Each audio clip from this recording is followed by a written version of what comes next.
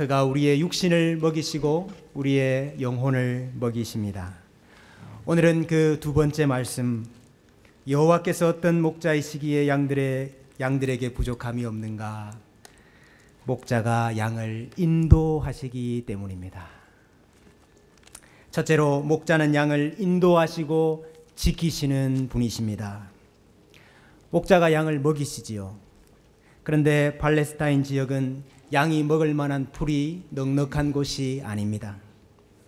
그래서 한 곳에 오래 머물다가는 먹을 것이 다 떨어지고 맙니다.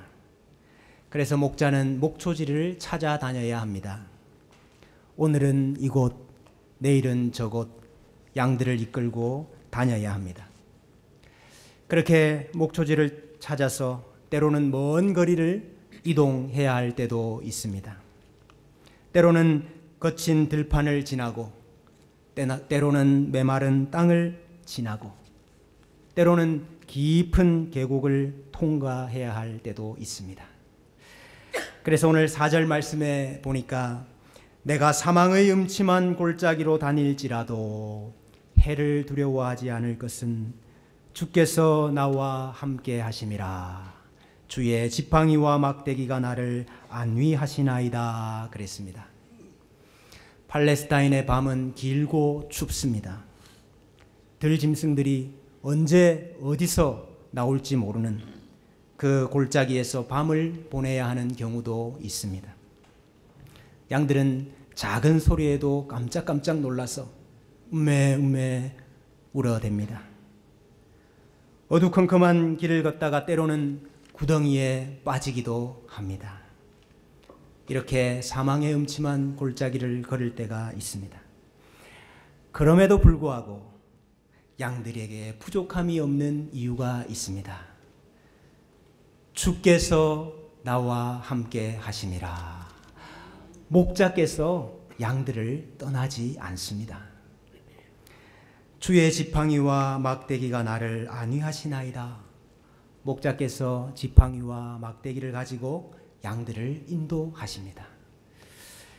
여러분, 지팡이는 길고 끝이 갈고리 모양으로 구부러져 있습니다. 그래서 이것을 가지고 나뭇잎을 먹는 염소들을 위해서 높이 있는 가지를 내려주기도 하고, 또 위험한 곳으로 가려고 하는 양을 툭툭 쳐서 다시 돌아오게 하기도 합니다. 또 목자의 팔이 닿지 않는 곳에 빠져 있는 양을 구출해 내기도 합니다.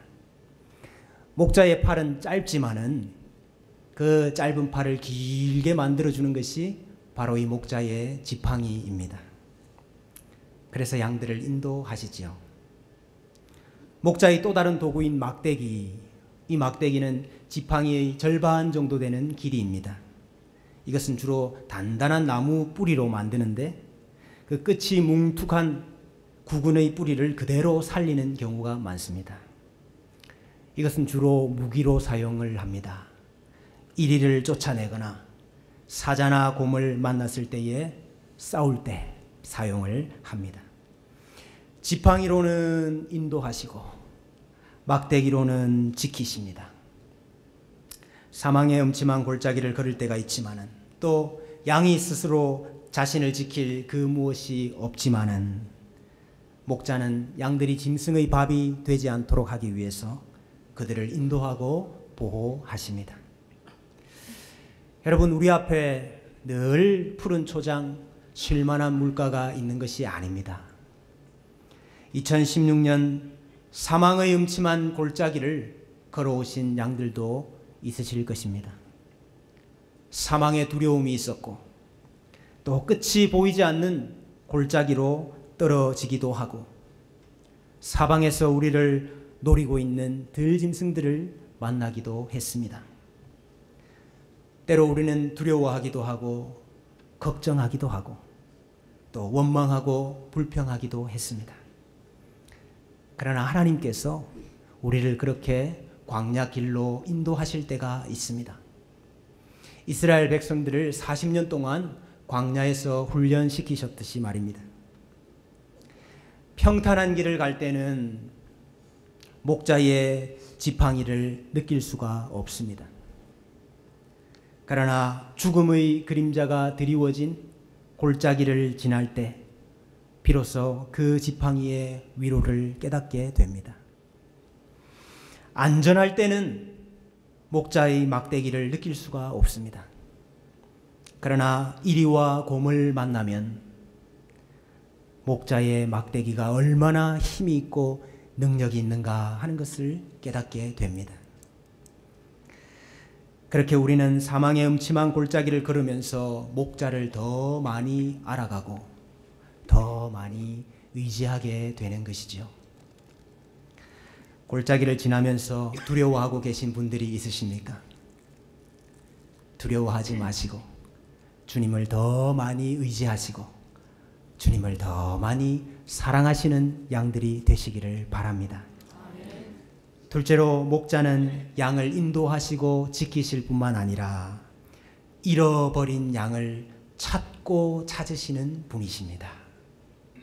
잃어버린 양을 찾고 찾으시는 분이십니다. 양들이 거친 들판을 지나고 깊은 계곡을 통과하는 동안에 목자를 잘 보고 따라가야 하는데 때로는 목자를 놓치는 경우가 생깁니다. 목자의 음성을 잘 듣고 가야 하는데 때로 목자의 음성을 놓치는 경우가 있습니다. 그래서 방황하고 길을 잃어버릴 때가 있습니다. 목자는 양떼를 이끌고 저만치 앞서 가고 계시는데 이 양은 고개를 땅에 박고 이 풀 저 풀을 뜯어먹고 가면서 점점점 대열에서 멀어져 가고 있습니다. 바람결에 코끝에 닿는 달콤한 냄새가 납니다. 그래서 코를 벌렁벌렁거리면서 그 냄새를 쫓아가다가 이 양떼로부터 멀리 멀어지기도 합니다. 험한 곳을 가다가 때로 발을 삐끗해서 다치기도 하지요. 또 독초를 잘못 먹었는지 배가 아파서 더 따라가지 못하고 뒤처지기도 합니다. 그래서 양이 목자를 놓치는 때가 있습니다. 길을 잃어버리는 것이죠. 그런데 바로 이때에도 양에게는 부족함이 없습니다. 왜냐하면 잃어버린 양을 반드시 찾으시는 목자가 계시기 때문입니다. 오늘 3절 말씀해 보시니까 내 영혼을 소생시키시고 그랬습니다. 여기 여러분 소생시키시고 이게 무슨 의미입니까? 다시 살아나게 하시고 그런 뜻입니까? 물론 의역을 하면은 그렇게 말할 수 있겠습니다만은 이 슈브라는 이 단어는 돌아오다 하는 뜻입니다. 돌아오다. 베들레헴을 떠나서 모압으로 도망쳤던 나오미 다시 베들레헴으로 돌아온다 할 때 그 단어입니다. 우상을 버리고 마음을 돌이켜서 여호와께로 돌아오라 할 때 그 돌아온다 하는 단어입니다. 이 되돌아오게 하신다 이 뜻은 이미 흩어졌거나 혹은 길을 잃어버린 상황을 전제하는 것입니다. 영혼이 길을 잃어버린 것입니다. 영혼이 목자를 놓쳐버린 거예요. 그런데 목자가 그 영혼을 찾아서 다시 되돌아오게 하신다 하는 뜻인 것입니다. 에스겔 34장의 말씀이 이것을 잘 보여주고 있습니다. 이스라엘 목자들을 책망하시는 말씀인데요. 4절 이하에 너희가 그 연약한 자를 강하게 아니하며 병든 자를 고치지 아니하며 상한 자를 싸매주지 아니하며 쫓기는 자를 돌아오게 하지 아니하며 돌아오게 하다 이 슈브입니다. 잃어버린 자를 찾지 아니하고 다만 포악으로 그것들을 다스렸도다. 이스라엘의 목자들이 양들을 돌아오게 하지 않은 거예요. 그래서 목자가 없으므로 그것들이 흩어지고 흩어져서 모든 들짐승의 밥이 되었도다. 내 양떼가 모든 산과 높은 맷뿌리에 마다 유리되었고 내 양떼가 온 지면에 흩어졌으되 찾고 찾는 이가 없도다. 그래서 양떼들이 뿔뿔이 다 흩어져서 어디까지 흩어졌는고 하니까 바벨론 땅까지 흩어진 거예요. 그래서 목자 되신 하나님께서 내가 그 양들을 도로 찾겠다 약속을 해 주십니다. 11절 이하에 나 곧 내가 내 양을 찾고 찾되, 목자가 양 가운데 있는 날에 양이 흩어졌으면 그 때를 찾는 것 같이 내가 내 양을 찾아서 흐리고 캄캄한 날에 그 흩어진 모든 곳에서 그것들을 건져내리라. 예레미야 50장에도 이렇게 말씀을 하십니다. 18절 이하에 보라, 내가 아수르의 왕을 벌한 것 같이 바벨론의 왕과 그 땅을 벌하고, 바벨론에 사로잡혀가 있는 그 이스라엘 백성들, 내가 바벨론을 벌함으로 이스라엘을 다시 그 목장으로 돌아오게 하리니, 이 돌아온다는 단어 슈보입니다. 그가 갈멜과 바산에서 양을 기를 것이며 그의 마음이 에브라임과 길르앗산에서 만족하리라. 에스겔 34장과 예레미야 50장에서 동일하게 보여주는 말씀이 무엇이냐? 하나님께서 목자가 되셔서 슈브하겠다는 것입니다. 돌아오게 하시겠다는 것입니다. 바벨론 땅에 흩어져 있는 이스라엘, 그 백성들을 포로에서부터 돌아오게 하시겠다 하시는 약속을 하시고 계십니다. 목자의 우리로부터 벗어난 양들을 찾고 찾아서 다시 돌아오게 하시는 이 목자의 모습이 6절에도 잘 나타나고 있습니다. 6절 말씀. 여러분, 6절 말씀에 내 영혼을 소생시키시고 했던 그 슈브라는 단어, 그 단어가 똑같이 한 번 더 나오고 있습니다. 6절 말씀에 어디에 슈브라는 단어가 나오고 있을까요? 한글 번역을 봐서는 도무지 알 수가 없습니다. 내가 여호와의 집에 영원히 살리로다 했는데, 그 살리로다 하는 단어가 슈브라는 단어입니다. 소생시키고와 같은 단어입니다. 정확하게 말하면 산다, 거주한다 이런 의미라기보다는 돌아온다는 말입니다. 내가 돌아가리라 여호와의 집으로, 이 뜻입니다. 길을 잃었던 양이 목자의 우리로 돌아오는 그림을 보여주고 있는 것입니다. 그런데 길을 잃어버린 이 양이 어떻게 하면 여호와의 집으로 돌아올 수 있습니까? 어떻게 그 일이 가능합니까? 내 평생의 선하심과 인자하심이 반드시 나를 따르리니. 여기 여러분, 따른다 하는 단어, 라다프라는 단어예요. 이 단어는 추격한다 하는 뜻입니다. 추격한다. 뒤따른다, 추격한다. 사울이 다윗을 찾아서 죽이려고 다윗을 쫓아왔잖아요. 그때 다윗이 사울에게 이렇게 말합니다. 이스라엘의 왕이 한 벼룩을 수색하러 나오셨음이니이다. 그 수색하다 하는 단어, 이 단어입니다. 무엇이 양의 뒤를 추격하고 있습니까? 무엇이 길을 잃은 양을 수색하고 있습니까? 무엇이 목장을 떠나버린 양을 뒤따라가고 있습니까? 목자의 선하심과 인자하심입니다. 이것은 목자의 성품이지요. 선하시고 인자하신 이 목자의 성품이 길을 잃고 방황하는 그 양을 추격하고 있는 것입니다. 뒤따라가고 있는 것입니다. 수색하고 있는 것입니다. 그래서 반드시 다시 찾아오고야 마는 것입니다. 여호와의 집으로 돌아오게 하고 여호와의 집에 영원토록 살게 만드시는 것입니다. 여호와께서 나의 목자가 되십니다 하는 이 고백은 여호와께서 나를 인도하시고 나를 지켜주십니다, 그 고백일 뿐만 아니라 혹시라도 내가 길을 잃고 방황하게 되더라도, 혹시라도 내가 목자를 잃어버리게 되더라도 그 목자께서 반드시 나를 뒤따라오시고 반드시 나를 추격하시고 반드시 나를 수색하셔서 나를 찾고 돌아오게 하십니다 하는 그 고백인 것입니다. 목자는 양을 집으로 데리고 오시는 분이십니다. 혹시 길을 잃어버린 분들이 계십니까? 혹시 목자가 어디 있는지 보이지 않는 분들이 계십니까?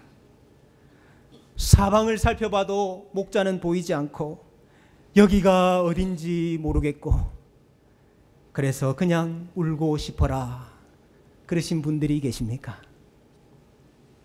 목자가 여러분들을 향해서 달려오고 계십니다. 목자가 여러분들을 추격하고 목자가 여러분들을 수색하고 찾고 찾아서 반드시 돌아오게 하실 것입니다. 여러분은 이제 도망가려고 해도 도망갈 수가 없어요. 목자의 선하심과 인자하심이 절대로 여러분들을 놓아두지 않기 때문입니다. 목자의 성품이 양을 추격하고 찾아내고 다시 돌아오게 하시는데 3절 말씀이 이것을 다른 말로 묘사를 하고 있습니다. 자기 이름을 위하여 의의 길로 인도하시는도다. 의의 길로 인도하신다 하는 이 단어와 내 영혼을 소생시키시고 소생시킨다는 단어가 대꾸를 이루고 있지요. 그래서 이 말은 내가 다른 길로 갈 때에 혹은 잘못된 길로 갈 때에 목자가 양을 다시 바른 길로 인도하신다 그 의미인 것입니다. 그런데 목자가 무엇 때문에 그 일을 하시느냐? 목자가 무엇 때문에 그 일을 하시느냐? 자기 이름을 위하여. 이 이미지를 가장 잘 보여주는 것이 누가복음 15장의 비유입니다. 구약에 시편 23편이 있다고 한다면 신약에는 누가복음 15장이 있습니다. 이 두 그림이 똑같은 그림입니다. 해가 뉘엿뉘엿 지는데 한 사람이 양을 어깨에 메고 마을로 돌아옵니다. 여보시게들 식사들 다 하셨는가? 안 하셨으면 잠시 후에 우리 집으로 다 오시게. 아니 왜? 내가 잃어버린 양을 찾았어. 내가 잃어버린 이 양을 찾았어. 우리가 다 함께 모여서 먹고 즐기고 잔치합시다. 이게 여러분 참 어이가 없는 상황이지요. 양 한 마리 찾았다고 마을 잔치를 하면 그 양 한 마리 가격보다 더 들지 않겠습니까? 방금 찾아온 그 양을 잡지는 않을 거잖아요. 아니 양 한 마리 찾았다고 잔치를 하면 이 목자에게는 손해가 더 되지 않겠습니까? 그런데 여러분 지금 목자가 이 이해할 수 없는 일을 하고 있다 이 말이에요. 목자가 잃어버린 양을 찾을 때에 이 양의 털을 깎으면 얼마가 될 것이고 이 양의 가죽은 얼마가 될 것이고 이 양을 팔면은 내가 얼마를 벌 수 있을 것이다. 그것을 계산하지 않았습니다. 어쩌다 목자가 양을 찾으러 나가면 강도를 만날 위험도 있고 혹여라도 발을 다치면 치료비가 더 들 수도 있습니다. 그럼에도 불구하고 목자가 양을 찾는 이유가 무엇입니까? 길을 잃어버리고 어디선가 울고 있을 그 양을 불쌍히 여기는 목자의 사랑 때문인 것입니다. 그것이 오늘 3절에서 말하는 이 말씀의 의미인 것입니다. 그의 이름을 위하여. 양을 추격하는 목자의 선하심과 인자하심이 바로 이것입니다.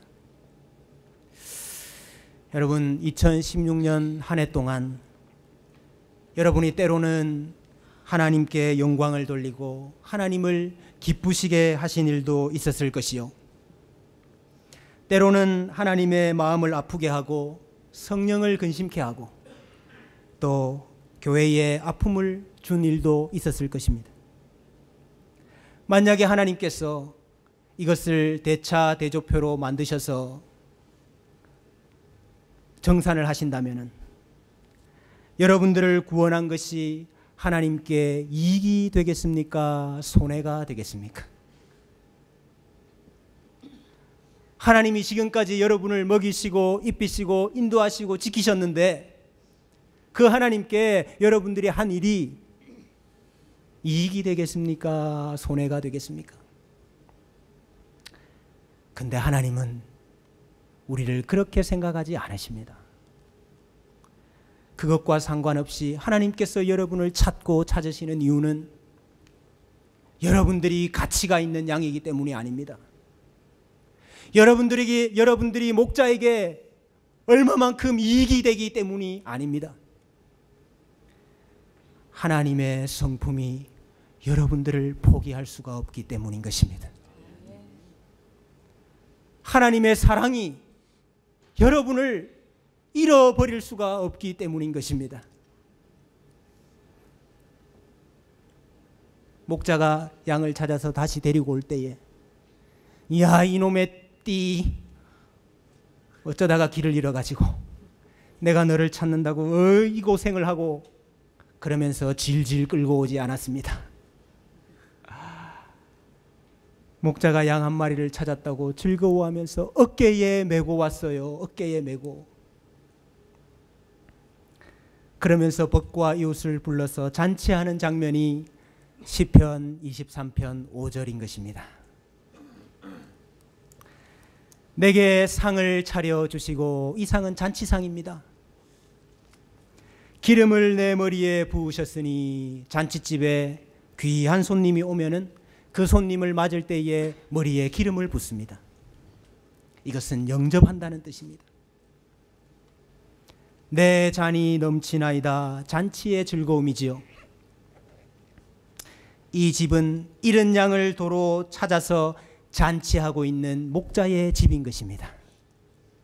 6절 말씀대로 하면 여호와의 집인 것입니다. 목자께서 양을 찾아서 다시 집으로 데리고 오시니까 사망의 음침한 골짜기가 변하여 잔이 넘치는 잔치집이 되고 있습니다. 거친 들과 메마른 땅을 걷고 있는 성도님들,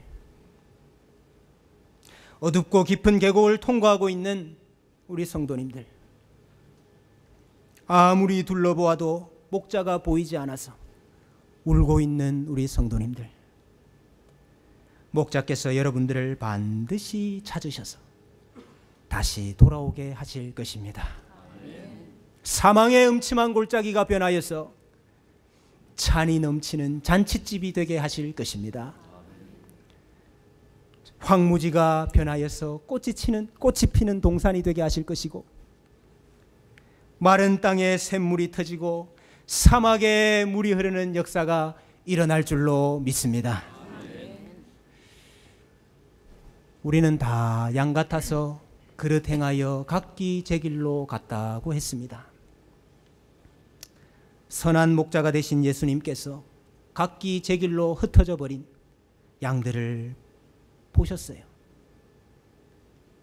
그리고는 하늘 보좌를 버리시고 말과 소가 먹는 밥통에까지 내려오셔서 거기에 누우셨습니다. 예수님께서 왜 그러셨지요? 누가복음 19장 10절에 인자가 온 것은 잃어버린 자를 찾아 구원하려 함이니라. 요한복음 10장 10절 내가 온 것은 양으로 생명을 얻게 하고 더 풍성히 얻게 하려 하심이라. 나는 선한 목자라. 선한 목자는 양들을 위하여 목숨을 버리거니와 그랬습니다. 예수님은 잃어버린 양을 찾기 위해서 이 땅에 오셨고 목숨을 버리셨습니다. 그렇게 해서 도로 찾은 양들이 바로 여러분들인 것입니다. 베드로전서 2장 25절에 너희가 전에는 양과 같이 길을 잃었더니 이제는 너희 영혼의 목자와 감독 되신 이에게로 돌아왔느니라. 그리고 주님은 지금도 길을 잃어버린 양들을 찾아서 그들에게 생명을 주시는 이 일을 계속하고 계십니다.